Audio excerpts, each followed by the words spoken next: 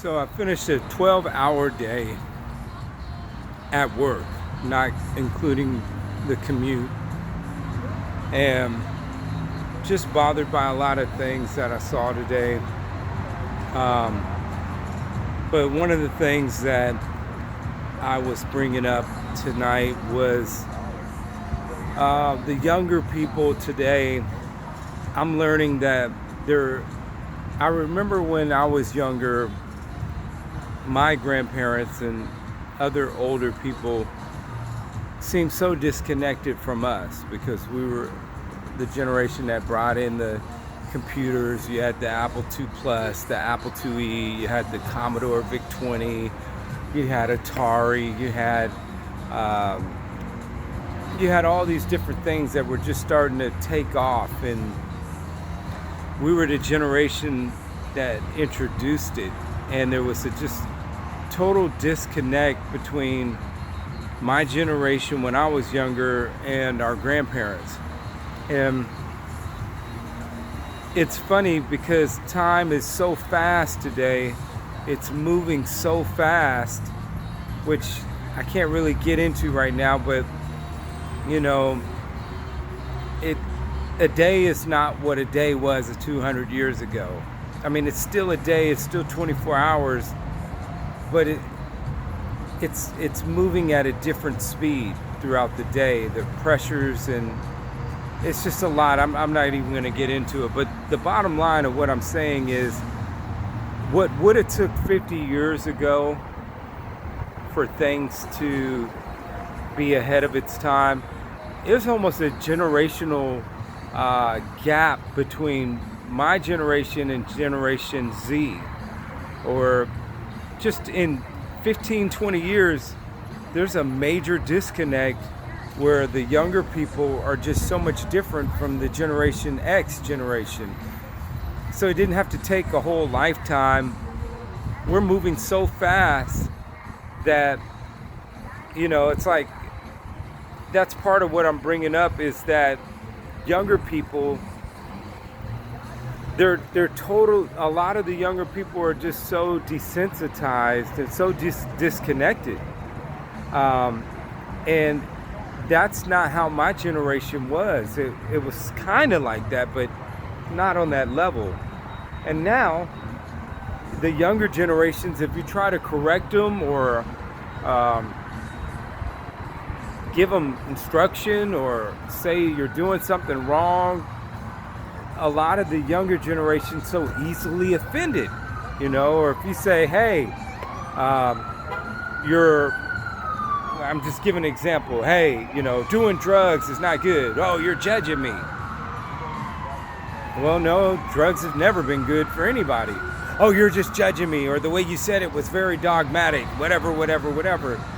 I mean, it's to the point where people are becoming to say, they're afraid to say or do anything or give any instruction to the younger people, because everything you say can be misconstrued as wrong, or you're not coming at them correctly. And it's hard for younger people. You need to understand, it's harder for people who are older than you to have the patience to walk on eggshells to come at you, because there's people like me who just want to keep it real and keep it moving, or don't have a whole lot of time to invest in walking on eggshells to make sure that you heard the message. So my goodness, what has he got in his car?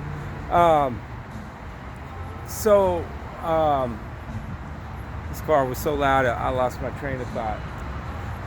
Yeah, I may not have the absolute patience to sit there and delicately unwrap the gift in the paper so that I can say something to you and get what's inside. I mean, that's not the way life works. Not everybody can just. Now, I'm not saying that people of my generation or older shouldn't have a courtesy or a respect or a thoughtfulness, a tact, where you're understanding what kind of person you're dealing with. But I'm talking about where you're having to be ultra careful because you're dealing with an ultra sensitive person. And if you say anything wrong that they don't like, or you say anything that they don't agree with, they ultra take it to the next level, you know? So I think that's what I'm mainly getting at, is that we are dealing with a generation of younger people that it's hard to connect with them. If I'm doing something that's going to harm, hurt, or destroy me, I want somebody to talk to me and help me to be corrected. You know, I don't want somebody to, if I'm going to walk into a bomb at this gas station right here, if I was about to go in there and somebody knew it's about to blow up, I don't want somebody saying, well, you know, I don't know how to tell you this. I know it's kind of windy out here tonight and you're tired, and I hope I don't convey the message correctly, but you may not want to go in that store. You know, there's something dangerous in there that you may want to... No, if it's a bomb in the store, I want somebody to say, man, don't go in there, man. It's about to blow up. Oh, I might even want I'm too tired to even put any emotion in it, but I want somebody to say, no, man, don't go in there, bro. It's a bomb in there.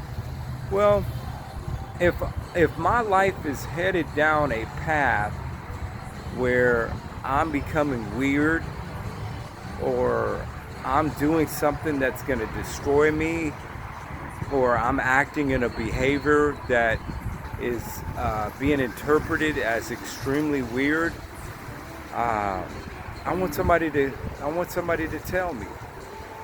And I think that's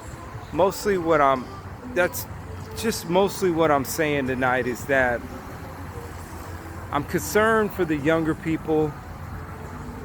I'm concerned that it's just so hard to tell you guys anything, you know?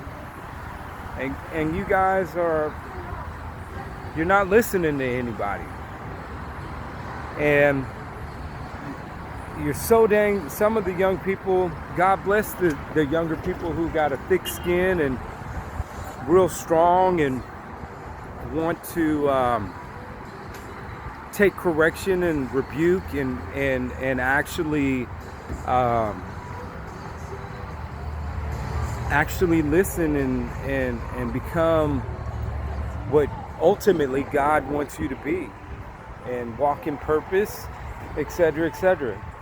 But I'm really concerned about the younger people who, you know, you say one thing to them and they just totally interpret it as an offense, twist your word, make you feel that you're trying to tear them down or insult them, or you're being judgmental.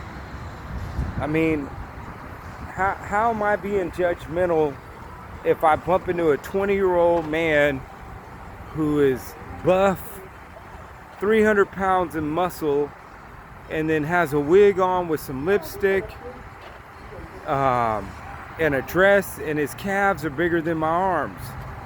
How do I be polite and say, if he asks me, hey, you know, how do I look? I'm gonna be like, bro, you just look like a big buff man that's dressed like a woman. You look odd. You look out of place. It's not normal to me, you know. And once again, everybody has their free will. I'm not trying to pick on a gender or a belief system. I'm not trying to do any of that. I'm really just trying to talk about being able to talk and relate with younger people and let them know that there are certain standards to live by. And there's certain things that God wants from you, and there's some things that are just not pleasing to God, and how are you going to know these things if everybody's so afraid to talk to you or say anything to you? And now it's getting to the place where people are just shutting down. Nobody wants to say anything to anybody. If I say something to somebody, now I'm in danger of getting shot or hurt. If I say something to somebody, now I'm putting my life at risk, or they're going to be offended. But I'm going to say something to somebody because I know part of my purpose here on earth is to make this world a better place.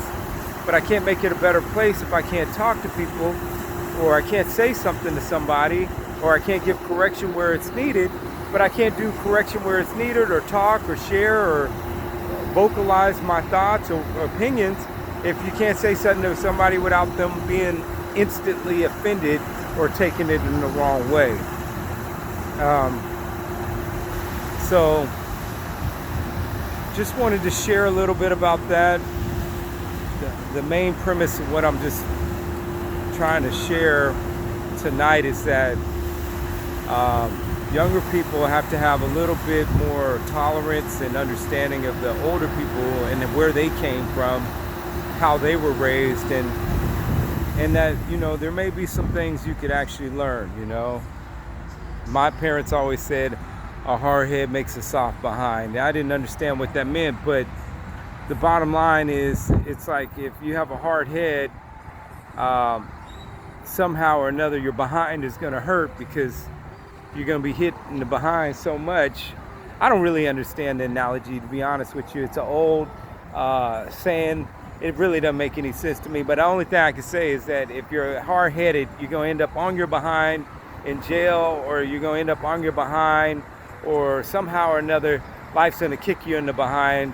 But bottom line is, it's beneficial not to have a hard head, and it's beneficial to have a little bit of reserve in you to actually hear what somebody else has to say, and not think that everybody's just trying to tear you up and tear you down, and they're trying to offend you or be judgmental. Maybe they're telling you something that's really going to help your life.